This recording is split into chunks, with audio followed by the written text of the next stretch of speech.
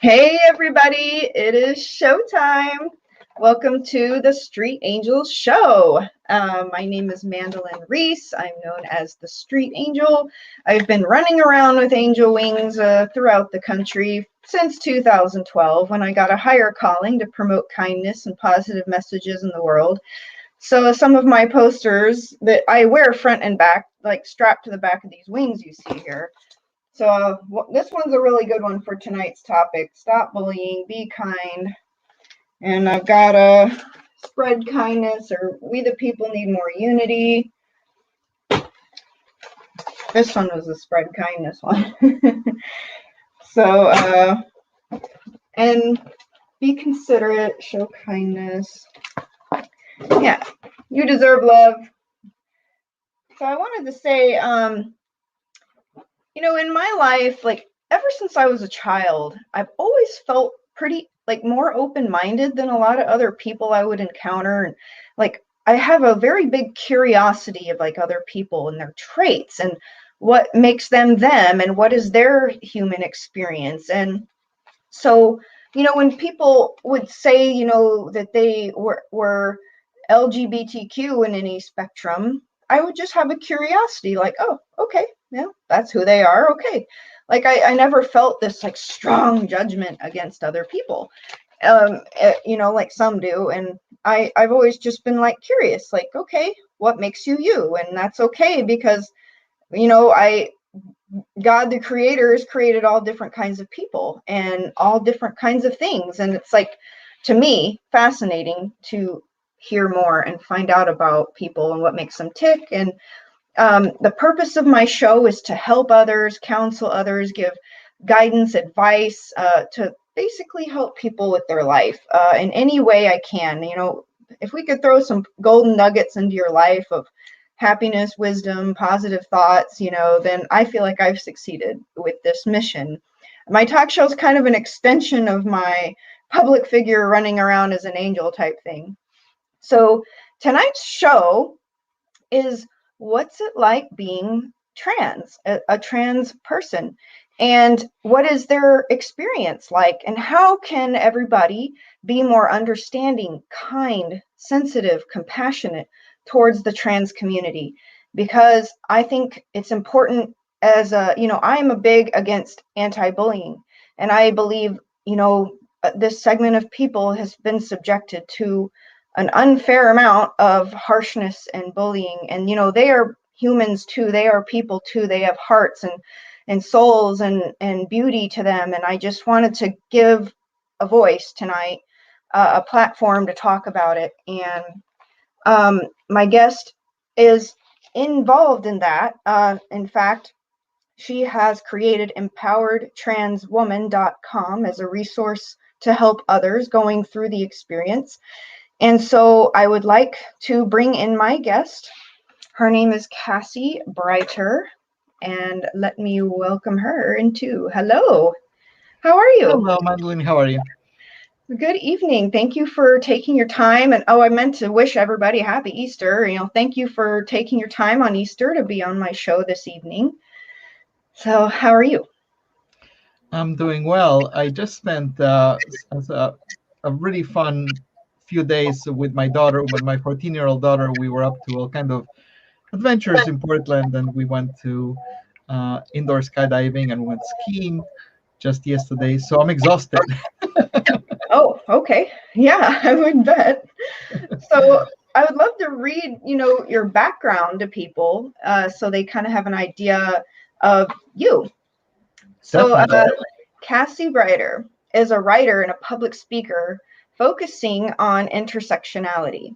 As a trans advocate, she's the founder of empoweredtranswoman.com, an online community of over 24,000 members. She manages an online support group for parents of trans kids and an online support group for cisgender spouses and partners of transitioning adults.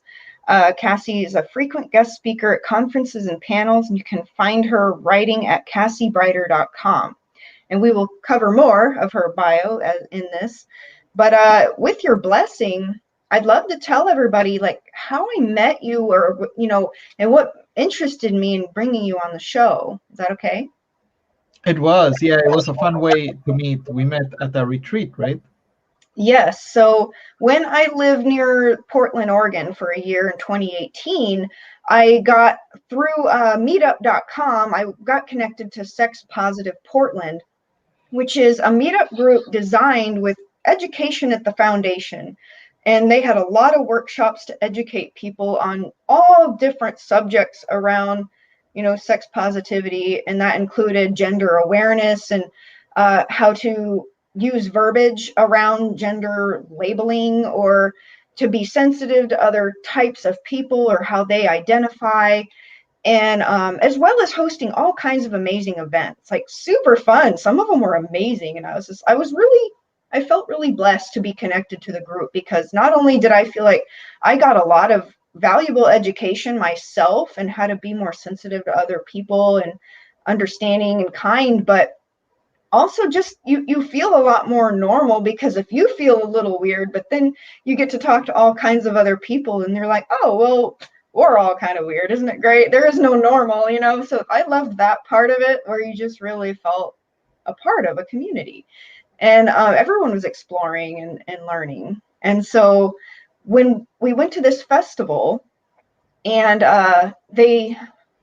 so what would you say that was? It's like they called people up to the front of this little workshop they were having, and people were like kind of stripping almost naked or fully naked and describing their insecurity or their body issues or something. It Was was that actually a something? workshop that I created. I'm Oh, you did. one of the organizers of Sex Positive Portland, Okay. and so I created this intentionally as an effort to shed shame.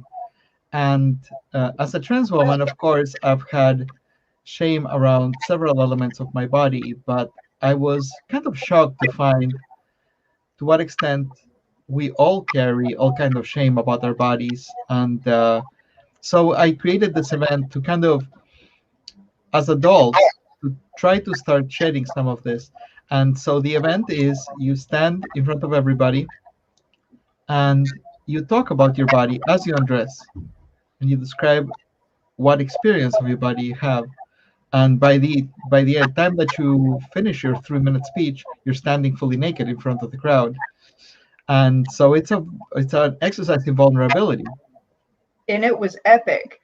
And I didn't realize you'd created it. That was brilliant. You were, to me, the most impactful, because so Cassie has the courage to get up in front of this group and strip naked, and she is talking about how uncomfortable she was being in the wrong body. Is that what you would kind of describe it? Like Yeah, feeling it's like, kind of a cliche, but yeah, it's that's the feeling. The feeling is like, this is not the body that I would like to have.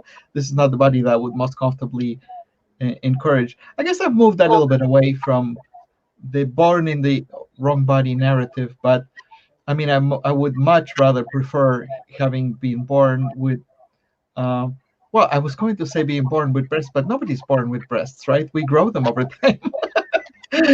uh, but the biggest challenge, of course, is the genitalia, because my expectation of my body, my expectation of my sexual experience, doesn't align with what my body has delivered in terms of genitals, and that's been just a constant new. It's a range, I would say, from nuisance to trauma throughout my life. Sometimes it's just a nuisance, and sometimes it's just outright trauma. and I just really appreciated the experience of watching a person who identifies as trans explain that so rawly to me and the audience. I just felt like something inside me just like shifted, where I was just like, wow, like, I mean, I've always just been aware of trans people, but having somebody explain how uncomfortable it felt to be in a position like that as a soul, as a personality, and it was just fascinating, and my heart felt like it opened up and like went out to you, and I sought to share that experience with my talk show audience, because if we, you and I, could help positively affect others, or understanding so that there's more kindness, compassion towards other people of similar, whatever they're going through, then I think that's a success. So let's hear your story about how did you, have the awareness that you were going through this change and how it happened for you. Where do you want to start? Well, growing up, I was aware of the fact that there were, and I'm speaking about the way that I felt about things when I was a child. Of course, nowadays I'm aware of the fact that there's a gender spectrum that goes all the way from one polarity to another polarity, and there's people who fall somewhere in the middle. But when I was a child, we only knew about two genders, and furthermore, my understanding of two genders wasn't, oh, there's boys and there's girls. My understanding was there's the lucky ones, and then there's a stupid one. I always thought, I always hang out with girls. I always felt that they had all these magical experiences, and I never really identified or enjoyed the experiences that my body would bring me. And so that was something I was pretty aware of. My general sense was that some people got lucky and they got to be born as girls, and then there was this sector that was unlucky. And it was surprising to me to find boys who enjoyed being boys, because that was definitely not my experience. Okay. So that was, I think, the first kind of the first early signs of a dissonance, because in speaking to boys, the way that they talked about their bodies and the way that they talked about the way that they wanted to grow up or the way that they saw themselves in the world had no congruence, no correlation with the way I saw myself. And then all these little things. Sorry, go ahead. Very early on, like even Oh, in yeah. teenage years, childhood, you just noticed you felt different. Yeah, and this is not a sexual thing. This is just about your place in the world, and it's something that I was aware of when I was 7, when I was 8, and just in the way that adults talk to you. Something as simple as making two lines in sports or to board the bus, making two lines, and you have to go stand here with the boys, and just feeling a reluctance, feeling fine if I have to, rather than this is where I belong. I also remember very distinctly at one point, I think I was 11 or 12, Johnson's and Johnson's had a health program, and they came to my school and they took all the cis girls into a room and they shooed all the boys out of the room, and they were going to talk about menstruation. And I wasn't allowed to stay in the room, and I was told to go outside, and I felt very slighted by that and very irritated about that. And the boys went outside and played football very happily, and soccer. This was in Argentina, in South America. And I was mad. Oh. So there were these little things. When I was 9 years old, I absolutely wanted a tea set. That was the thing that I wanted for my birthday. And some of these things are really stereotypical, and it's easy to push against them by saying, well, but these are just gender stereotypes. But these are all indications of the lane that I wanted to travel, of where I found my home. And there was kind of a constant refrain. All my friends were girls. I really liked collecting glitter stickers. So there were all these things, Like little signs, like Yeah. So along the way. I was very aware of what was my comfort zone. And then there was all of the stereotypically gendered things that boys did.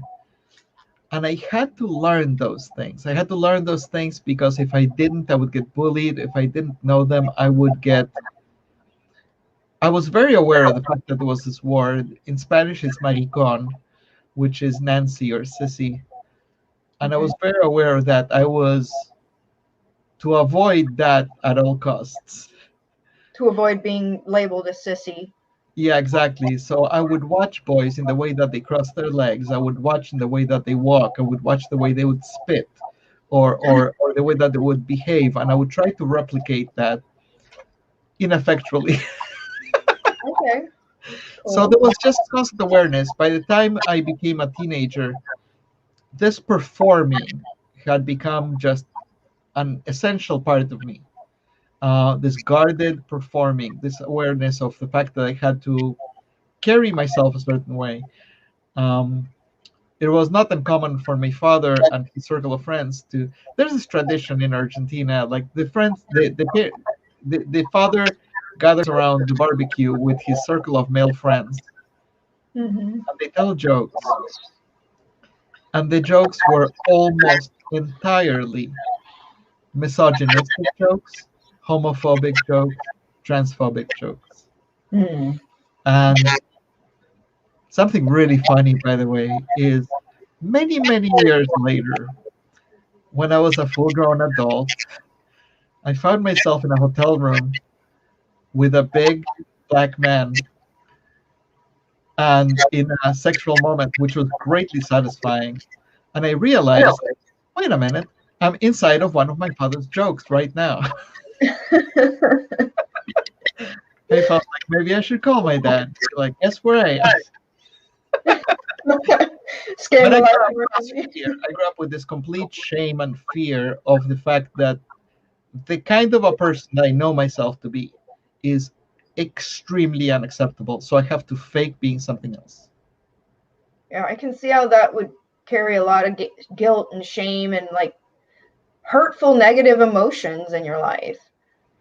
Yeah, And it was a tremendous amount of self-loathing. I don't know if you remember the stand-up comedian Hannah Gadsby. She had the special a couple of years ago called Nanette. It's on Netflix. I haven't heard of it. She's a big butch dyke lesbian from Tasmania in Australia. A very kind of like awkwardly masculine dyke lesbian, not the kind of a girl that could pass or whatever. So when she was growing up, she said this sentence in her stand-up comedy, and it really meant a lot to me. She said, "So by the time I realized that I was a lesbian, it was already too late because I was already a homophobe." And that's kind of the way it was for me. I was a transphobe way before I was aware of myself as a trans woman. So you carry fear and shame around basically what you ended up later realizing that you were? Yeah. In fact, the first time that I met trans women was in New York City when I was 17 in Times Square in the 80s. Um, and they were loud and brash. They were sex workers. And my first reaction at 17, as a very sheltered 17-year-old, in the time of AIDS, by the way, I came of age at the time of AIDS. But my first reaction was, oh God, let me not be one of them. Mm. And the funny thing is that if you ever find yourself, in regards to any demographic, saying, I hope I'm not one of them, chances are you're one of them. Oh, that's it's heartbreaking to hear though, because just anyone dealing with like the self-loathing and the guilt and the shame of whatever it is, like just knowing that you went through that and a lot of other people gone through that, but this is got a happy story because eventually, once you go through this long process, then you actually start accepting, okay, this is actually who I want to be or meant to be, and this or working to be, right? Something along those lines. There's two ways to look at this, and I don't know which path to take in explaining this, because the optimistic, the happy note is like, yeah, it does get better, and then you find your path, and then you start building the life that you wanted to build. The maybe not so happy narrative is that there's so much time wasted. There's so much.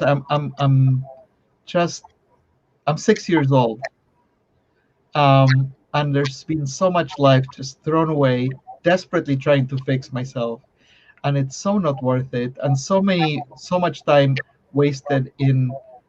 Um, I mean, when I was a teenager, I was desperately trying to make deals with God.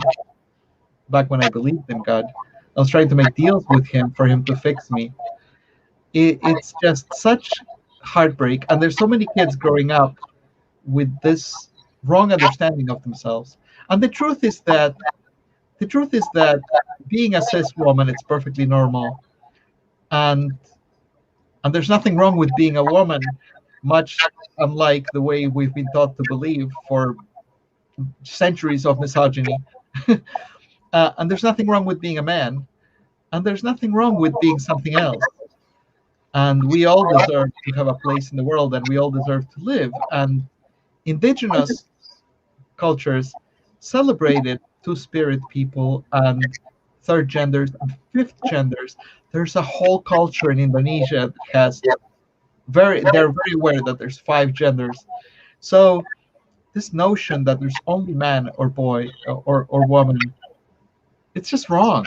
It's just not consistent with the human experience and very limiting. Right. It's similar to how there's not just one type of sexuality. There's all different broad spectrum rainbow of sexualities. And while we're on the topic, I'd love to kind of step into the educational part for anybody who happens to see this show. Let's explain, to people, what does it mean to be cis?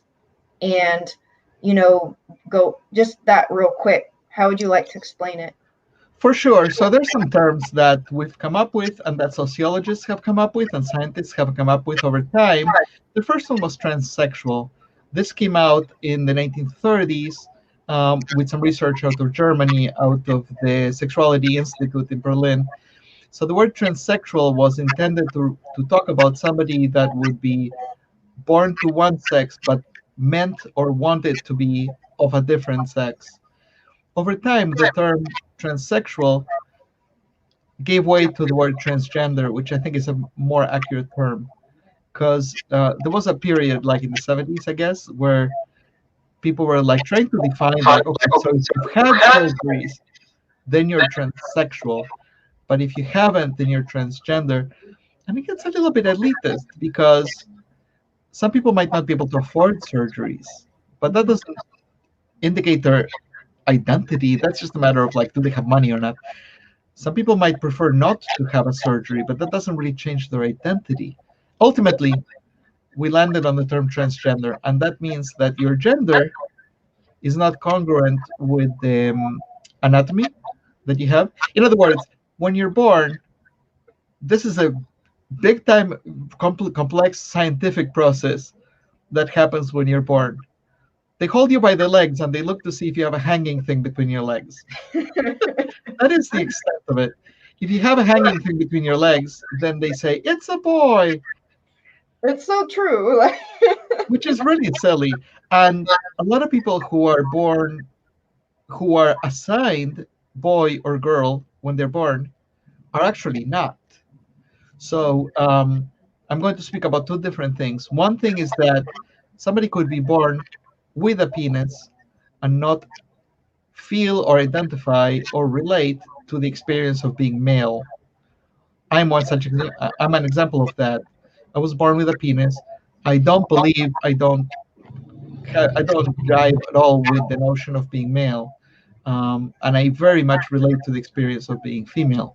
So that's transgender. There are also people who are born, and this is fascinating because there are so many different permutations. You could be born with a fully functioning vagina and have testicles inside of your body. There are women who couldn't have babies, so they go to the doctor and they say, how come I, and they do a test and they come back and say, well, you have two functioning testicles. Or there are situations where a man is discovered to have, a fully functioning penis and testicles and also a uterus. Wow. The combinations are many, It's endless. And yeah, like one time I went to one of the sex positive educational workshops, and they were saying there was actually a person there who identified as an it. Like, oh wow, they didn't want any association with the human gender labels. Like, and so now we're talking about non-binary folks, and the thing is that a lot of people reject gender altogether, or they might just simply not identify with one polarity of gender or the other polarity of gender, and so they find themselves in the middle. Somebody is saying hi from Mexico, and in Mexico, traditionally, the indigenous people of Mexico used to have this third gender called mujeres, and that was neither woman nor man, or both man and woman.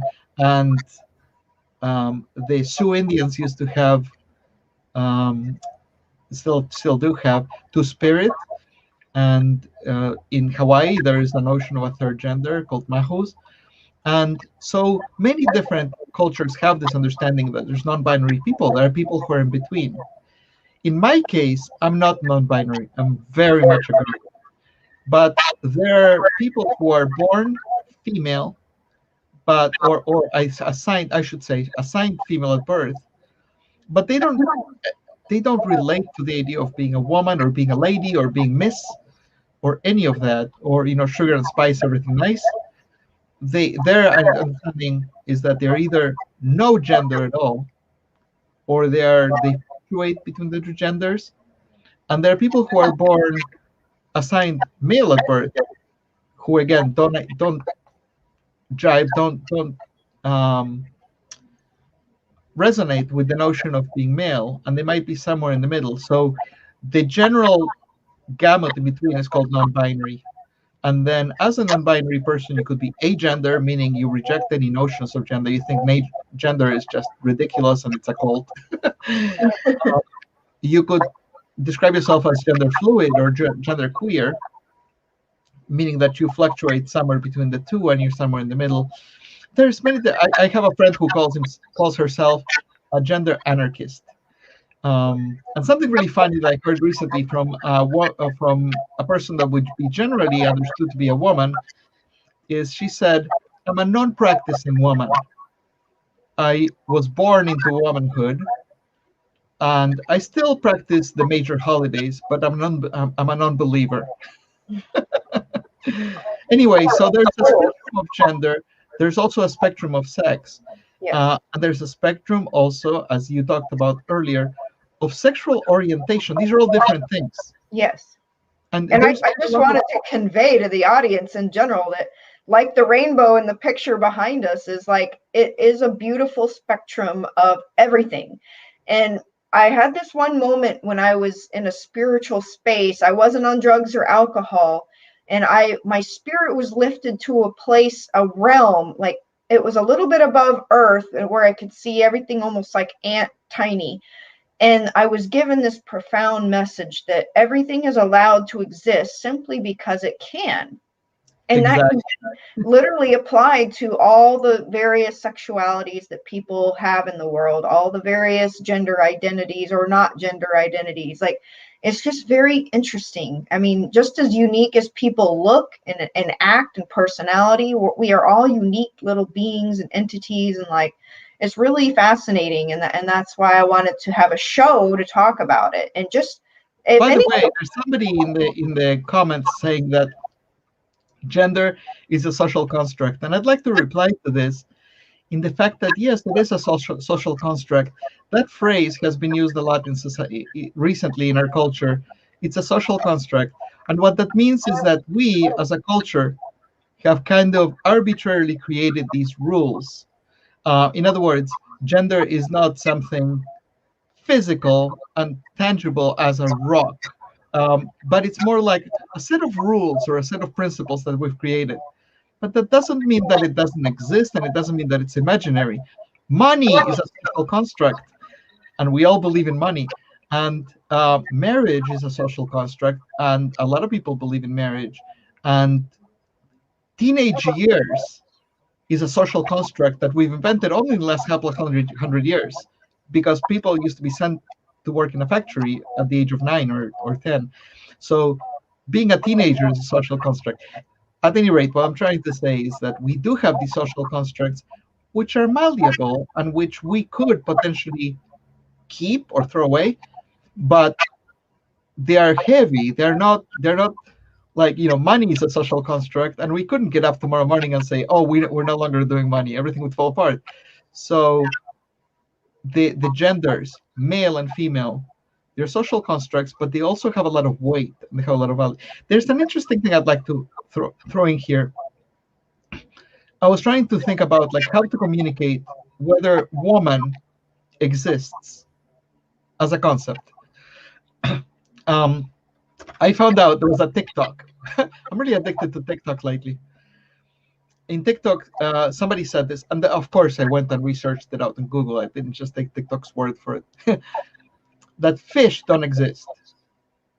Isn't that crazy? Fish don't exist. Like, there isn't one conglomerate called fish that you could actually class as a species. There's all these different types of things in the water that can't be masked as one single thing and called fish. It's just it's an old construct that we've carried from before we knew enough about ichthyology. So when somebody says fish don't exist, we're like, what? But in the same concept, in the same way, we could say women don't exist. Women is just an invention that men came up with thousands of years ago. They said, hey, all these people that have uteruses, let's oppress them. Let's call this thing called woman, and then let's invent this thing called misogyny, and let's be mean to them and keep them in the kitchen and keep them barefoot and pregnant. And we're going to call this whole experience woman. So to that extent, we've already challenged it. We've challenged it because women are flying planes and being doctors and surgeons, and there's no, and we can have credit cards, and so the boundaries have blurred. Yes, But at the same time, there's all these people that have lived with the experience of woman, and we need the label in order to say, but this is what I've endured. This is what my life has been. I need a label for that. So well, it gets tricky. Like, it exists, but it doesn't exist. right. Well, I feel like, we're always evolving, and always we're like the way that people see things and the way that people grow and change and shift. The society is always changing, the laws, the way people approach situations, the way they perceive. I mean, we could always be evolving, and I just hope that with my show, I try to help people evolve in a positive direction with their thinking or their beliefs or the way they treat others. I just hope that it can, create more kindness and compassion in the world, understanding of each other. And so thank you for bringing up such interesting stuff, I mean, just in general. And I really like the curiosity of it all. Like, so how did you come out of the closet, kind of? I love that line. I mean, how'd you come out of the closet? The cliche quote. For me, there were many points of my life where I wrestled with the notion of gender identity, but always, um, always with a very big apprehension, and I was nowhere near ever coming out. So, largely speaking, I had prepared myself to live with whatever thoughts I had about gender in my head, to live like that with the rest of my life and just take them with me to the grave, because it wasn't something that I could talk about. In 2009, my brother, who was a year and a half older than me and who was a big, big reference point in my life, died tragically in a bicycle accident. And it was very unexpected. He was going to outlive us all. He was extremely healthy. He did yoga 3 hours a day. He was I was much more likely to end my life because I had suffered with suicidal ideation all of my life. He was going to, of course, outlast everyone, be here forever, and suddenly he was gone. I'm so Uh, sorry. yeah, and early in his life, do you know what I mean? Like, he wasn't old, and it was a How big old? shock. He was 44, and it was a big shock to me. And of course, the grief and stuff like that. But there was another thought. There were a series of nagging thoughts that I was wrestling with in the aftermath. One of those thoughts, which was really weird to me, is I was mad at him. And I was trying to figure out why I was mad at him. And when I figured it out, I was mad at him because he had taken death off the table for me. Because now that he's died, I can't kill myself. And that led me to think, but wait a minute, you're not actually thinking of killing yourself. Now, of course, this is not really a dialogue. I'm not really schizophrenic. I'm just making it sound like a dialogue in my head. But so, in thinking about killing myself, I'm thinking, well, no, I have 2 young children. There's no way I would kill myself. except that I have taken out $400,000 worth of life insurance, and except for the fact that I know exactly that there's 7 months and 3 weeks until that the suicide clause expires, and except for the fact that I know exactly how I would do it and when I would do it. But no, this is just trivia that I'm keeping in my head for no reason. And so I had to confront the fact that I was actually in danger of suicide. And that was terrifying because I couldn't imagine myself leaving my kids. So I kind of thought, well, I need to crack this because I can't be having this kind of mindset. And so I was thinking desperately about like what is it about myself that's leading me to this thought. And one Sunday morning, like I was early in the morning, I was just idly thinking about this because I'd been thinking about it for several months. And I'm just idling in the morning and thinking in bed. And it hits me like a Mack truck and it tells me like, what do you mean? You don't know what this is? Of course it's about you being trans. And okay, again, this is not a conversation, but like these thoughts came to my head. What about the 5 pairs of bras? What about all the lipstick? What about the dresses? What is that about? What is it about? How come you're so jealous of your sister? How come you like prom dresses? Like all these things just kind of came to me, and I almost immediately decided, okay, fine, I'm trans, but again, I'm not going to tell anybody, and I'm just going to take this to my. And that didn't last. Like the moment that you fully acknowledge yourself as trans, something gets set in motion, and within a matter of a couple of months, I had to start telling my friends. I had to start with my roommate's permission. I started wearing girls' clothes in the house. I came out to my kids. Um, I slowly progressed. I wrote my parents, even before all this began, I wrote my parents this manifesto letter where I said, like, I have to go exploring to find out what my sexuality and gender are. I owe it to myself. I need to do this. My father had told me at my brother's wake that I was a good man. And so I told him, I'm a good person, but I really don't think that I'm a good man. And they don't talk to me anymore. Yeah, you had said you had tried to be married and that was uncomfortable for you, and doing the act was uncomfortable. Being with a woman, it just felt unnatural. Right, I remember you mentioning that. Here's the thing: is that I'm very attracted to women. I'm pansexual, but I never enjoyed during the time. I could never enjoy that role, and it was. This is something that I learned about trans that I would have never understood when I was younger. Because my first sexual experience was with a boy at 17. A week later, I slept with another boy. And then 2 weeks after that, I slept with a girl. And I came out of those 3 experiences saying, what? Which is it? Would somebody please tell me? Because nothing felt right.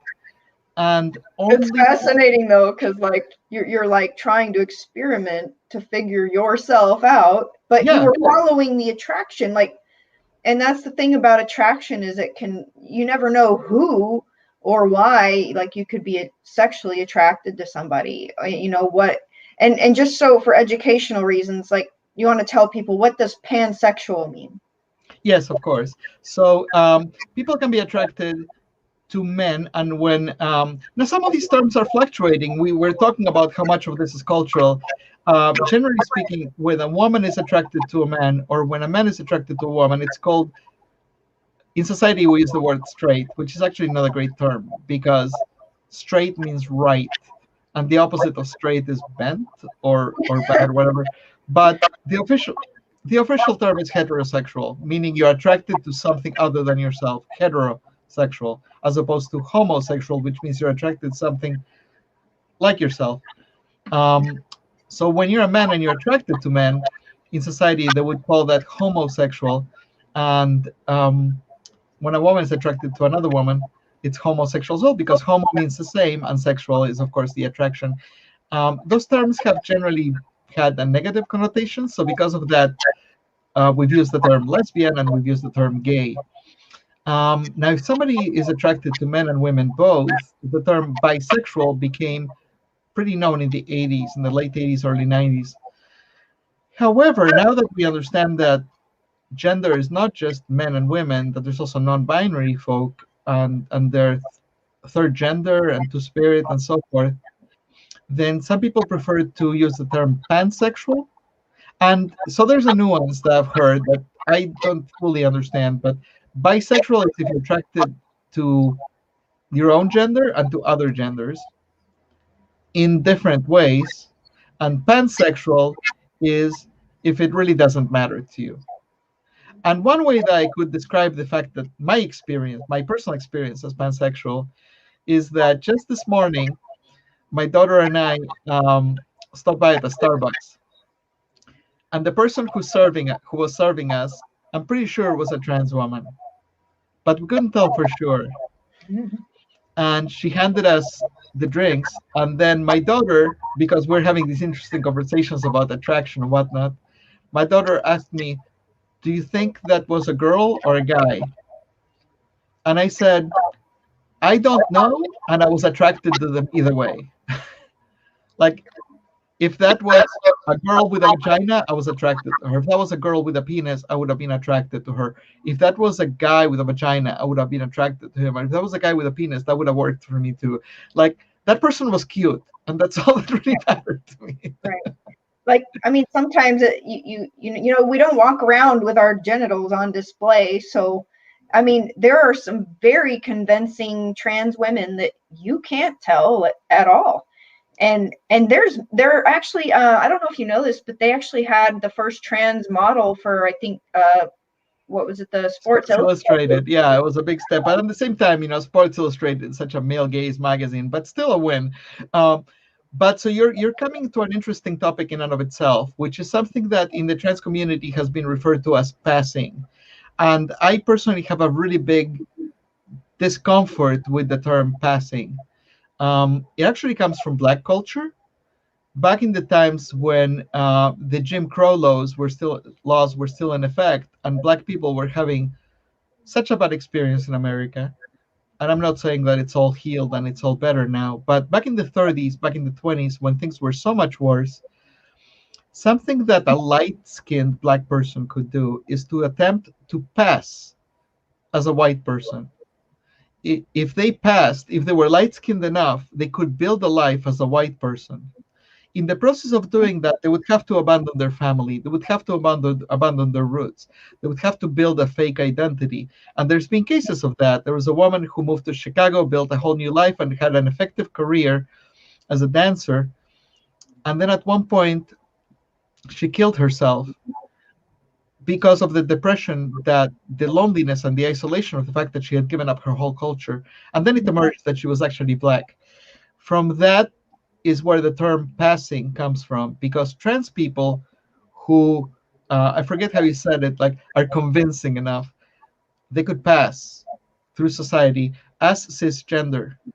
And you would think this is a positive, but in many ways it's a negative, because I have many aspects of my experience as a trans woman that are important to me, that matter to me. There's trauma associated with it. There's my journey. There's all of these hard-won steps towards womanhood that I've labored to attain.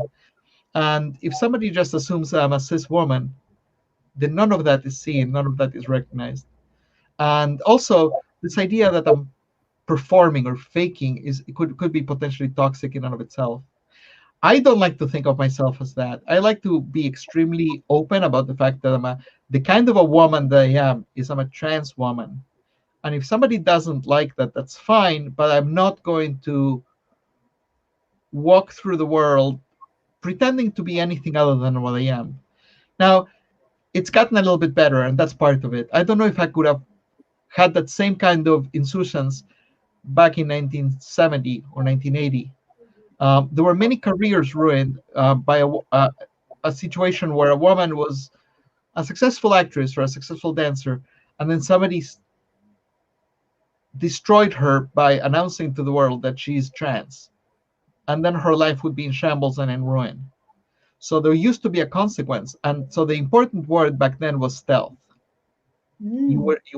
You would endeavor to transition, you would endeavor to get surgeries, you would achieve a certain point of passability, and then you would go stealth, and you would basically disappear into the world. Mm. I think that whole thing is a really unfortunate experience, because I think that trans people are awesome, and I think that we should be visible as trans. When I was doing the Empowered Trans Woman Summit back in 2017, a woman called me. She described herself, and I Googled her. She described herself as a classical musician in Europe. And I learned that she had this career as a musician. She tours Europe with her husband, performing Baroque and classical music. And she was really supportive. And I was like, I didn't get it. So I asked her, what is your relationship with the thing that I'm building? How are you? Do you have a family member that's trans? And she said, no, honey, I'm trans. And I said, oh my God, I would love to have you on the conference. And she's like, oh, no, no, no, no, no. I'm stealth. I've been stealth for 30 years. Nobody could know. So there's that. I have personally chosen very intentionally to be an advocate for the community, but also because I couldn't live like that. I couldn't live in the constant fear of somebody finding me out. Mm. I like to be what I am in the world. I struggled so much to come out in order to be me. I don't want now to try to pretend to be something else. I totally Um, feel you. And and props to you for founding the empoweredtranswoman.com as a resource for others. But even within your community, everyone must realize that each trans person is going through their very own unique trans journey, and it's unfolding like a rose in its own unique way. And nobody knows what another person's circumstances or family or job are, and their discomfort or acceptance with their set of circumstances, which is unique to them, and how they choose to eventually come out or display or try to gain acceptance or show themselves is completely unique to that person's soul journey. And yeah, another. and I'm glad that you say that, because I saw a good friend of mine is Robin Tran, and she's a Vietnamese trans woman in Los Angeles. She's a comedian. If you're watching this and you're in LA, you should go see Robin Tran. She's a great comedian. But she jokes, she says that if you hear any white trans woman talking about trans, then she's going to describe her own experience, and then she's going to universalize it and say all trans women are like this. And I really hope that I'm not falling into that stereotype, because I'm describing my experience. And like you say, Mandelyn, it's very individual, and each person is coping with something that doesn't make a lot of sense to us. And we're trying to adjust and live in the world the best that we can. At one point, this is a few years ago, when I was early in my transition, my daughter was 9 at the time, and she had a play date. So this girl came over, and her mother was really chill, and it made me feel really good that the mother was not being transphobic in any way. So she dropped off this girl, and this girl sat in the living room and was openly gaping at me, just openly staring at me. And so I said, "This is weird for you, isn't it?" And she went, and Kids. I said, "I'll tell you a little secret. It's weird for me too." That's cute, but we can only hope that you have empowering yourself and putting that boldly on display helps other people even just a little bit get I'm hoping that, yeah. I saw one. this great meme that said, "Be the woman that you needed to see when you were a girl. Be the Yeah. woman that you needed to see when you were a child." And that's what I'm trying to do. If I had had this kind of role model when I was a child, it would have been so helpful for me, and it would have shed so much shame. Because, and it's a little bit of a cliche, this thing about it gets better. Um, but it does get better. It gets better. What happens when you come out? Um, and our fear, of course, is that our life is going to fall apart. Our fear is that it's going to be horrendous, and that we're going to be rejected and denied, and the people are gonna. I totally expected that I was gonna live under a bridge and that people were gonna throw rocks at me. And you know what? It That's came close to that. yeah. Yeah, it came close to that. I was close to homeless, from making nearly a six-figure income to close to homeless in just 2 years. The moment I came out of work, I was fired. I have been physically attacked. I've been sexually attacked. I've had people throw beer cans at me. So there are parts of the journey that are really hard. I'm so sad. I'm so sorry to hear that. Yeah. And that's Um, exactly what I'm trying to prevent, with anti-bullying and like just that stuff just makes me sad. And like I wish people had more compassion for each other, understanding, like kindness, like the basic level. You shouldn't be throwing hands at somebody just because of how they look or what you think they are or whatever. You I'd know what rather say that. And you know what? I'm going to get back to that in 1 second. But so I wanted to say, so there are many parts of the journey that could be difficult. Um, but but living authentically and living as myself is totally worth it. It's totally worth it. Like there's no comparison. It's not a matter of whether or not I'm happier now than I was before. It's the fact that now I'm actually living. And before I was just performing, I was phoning it in. But going back to your point, I watched the TikTok again. I tell you, I'm addicted. I watched the TikTok where a girl made the point that there are potentially these different attributes to judge life, to decide the right things to do in life. And it was being kind, avoiding harm, um, enforcing order, being loyal to your tribe, and a sense of justice. And her point is that liberals and people on the left relate much more to the sense of being kind and avoiding harm, which is essentially what your whole show is about. But conservatives relate a lot more to the notion of fair play, justice, order, and loyalty to tribe. So one of their narratives about people like me is I'm going against the will of God. I am defying the will of God. Now, I'm not a believer, so I could care less what God says because I don't believe that there is such a thing.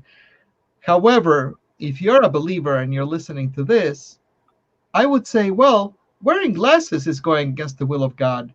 Driving cars is against the will of God. Flying rockets into space like NASA is openly defying the will of God. We, if we are going to pick at that, and first of all, who gets to say what is the will of God, right? But so this notion that there's another way to spin this, by the way, and I'm not a believer, but if I was, I would probably say, well, God created me and God makes no mistakes. So why couldn't I just be the way that God created me and for me to live my life? So again, I don't believe in the notion of a deity, but a lot of people are upset because we are defying the nature of things, right? My daughter asked me recently, why do people hate trans people so much? Which is kind of a heartbreaking question to hear from a child. But my answer was, we are rearranging their furniture. Imagine that you just went into somebody's house and you started moving their furniture around. They would probably feel violated. They would feel invaded, right? They would feel, who the hell are you? And why are you messing with my life? And the fact that we are openly existing in the world and we're talking about trans people now in a way that we didn't talk about it in generations in the past, many people feel that we are messing with the furniture. We are rearranging the world. It's Adam and Eve, not Adam and Steve, and all that kind of narrative. Mhm. And Yeah. the thing is that we've always been around. We've been around. There's references to trans people in Egyptian scrolls. There's references to trans people in the Book of the Dead. There's references of trans people in the Muslim writings. Like, we've always been around, but it's always been swept under the rug. We didn't just show up. Yeah. I would like just to add my 2 cents. Um, I, I do believe in God. I would just like to say I feel like there's so much infinite information that it's hard as a human being with our human finite brains to be able to consciously properly interpret all the infinite information out there and which is the right stuff, and what hasn't been adulterated throughout the ages. And there are pretty much infinite religions and belief systems, and then you can be sitting there trying to figure out which is the right one. And then there's each group who have the fanatics, I would say, who want you to force their belief system down your throat. But if you're Yeah. a being who is consciously aware that you're different from that, you right there, you can be a challenge. So I just like to see the infinite beauty of creation and creativity. And I am clueless as to how, but I also don't want to like, I mean, sometimes I don't even have the right words to attempt to describe my reality. But I just like to have a show to talk about the infinite uniqueness of humanity and just to be tolerant and kind to each other about it. As we, Oh, as by the we way, there's something that I think might be a good closing thought in the fact that we're constantly talking about whether or not trans people are allowed to exist. We're constantly talking about whether or not we should be kind to trans people or whether or not we should be mean to trans people. I'd like to have us think for a minute about a different way to look at it, because the Sioux natives, the Lakota, thought of this, and they still do, think of the two-spirit people as being blessed. And in many, many different cultures, people that had an atypical gender experience were seen as saintly or holy. And I think that I can relate to part of that because of the fact that I often find myself explaining men to my girlfriends. I often find myself explaining women to men. I have lived both experiences. I have compassion and empathy for both. So I am a bridge. I can heal both sides. And I don't know how many other trans people feel this way, but I feel like I have a perspective. I understand misogyny in a way that potentially, I'm not trying to be pompous, but in a way that potentially you would not understand because you just grew up with the way that women get treated. And so be it. Like that's all you've known. But I was not treated like that until 7 years ago. And then all of a sudden, men are finishing my sentences. All of a sudden, men are patting me on the head and calling me honey. And I'm like, wait a minute, this is bullcrap. This is not okay. So I can be one of the strongest advocates for women. And I started another effort aside from empoweredtranswoman.com called Smart Sluts because of the fact that I'm trying to just advance women's rights because of that. So I'm just saying trans people can have perspectives that really enrich our culture, that really help our culture forward, instead of seeing us as like either a nuisance or poor people that hobble along or that to feel sad about. You could We could be an asset. We could be a you source are of income. you are an alpha. Each and Thank every you. one of you have something to share, and a gift to offer, and talents and creativity and art, and that's why I wanted to give you a voice and a platform to talk about it more. And I'd like to address a couple of these comments. We're getting a lot of supportive comments, and in fact, we've had one of the biggest viewers of my show from this topic. So thank you for stirring the pot with me. Troublemaking. And we have Philip Greenfield. He said, trans people are very brave. And Corey Dennis says this is really fascinating stuff. Thank you. Lindy says you were born pure and innocent. We all have the right to just be. Oh, thank you. And let people. Marianne Birch says, let people do what they need to do to make them happy. Mind your own business and do what you need to do to be happy. That is very good. Yes, and it's all about that. It's about allowing people to flourish. Because here's a question, or a thought that I had along my journey is, um, I could claim many things about things that give me the right to use the title woman. Um, and somebody could challenge it, and somebody could give me all these reasons why I'm not allowed to use the title for myself. But ultimately, I am at my most productive, at my most empathic, at my most functional and happiest when I'm allowed to show up in the world as a woman. And I would be at my most crippled and at my most dysfunctional if I was forced to pretend I'm a man. So, I mean, how about if we just go by that? How about if we just go by whatever allows humans to be happiest and most productive? Right. And I think there's been a lot of, as the term gay people who were forced to live a homosexual or what heterosexual life, Mhm. you know, especially in the past when it was way more taboo to not be straight. So it's like there's a lot of different experiences in the world. And if we, just us talking about it could help somebody else, then success. So we shall wrap up the show. And I just want to thank you, Cassie, for bringing forth your voice and your light and your experiences. And thank you to the guests for watching and, supporting this show and mission.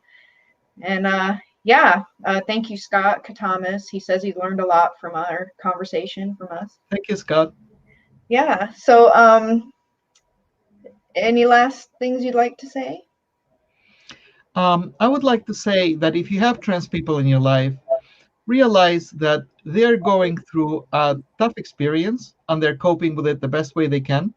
And they're not doing anything for attention. They're not doing anything for effect. They're coping with a difficult situation, with something that's culturally difficult, and they're doing the best they can with it. And ask them genuine and good-hearted questions. Don't ask them silly questions. Don't ask them about their genitals, please. Why would you? Why would you ever ask a stranger about their genitals? But ask them questions about, like, how can people support you best, and how can people show up for you, and what have you learned along your journey? I think that would be a fascinating question to ask, honestly, anybody. What have you learned along your journey? Thank you. Wonderful. And I would also like to encourage the trans community to try to have forgiveness and compassion for people who, might display some shade of ignorance or, not education about the experience of a trans person. And, just try to cope with how people are because, everybody's learning, and we can only hope that there's more people who can learn kindness and compassion towards others. And and just encourage that. And we also have to give thanks for people who are kind and supportive and acceptive of each other. So kisses to everybody, and thank you for supporting the Street Angels show.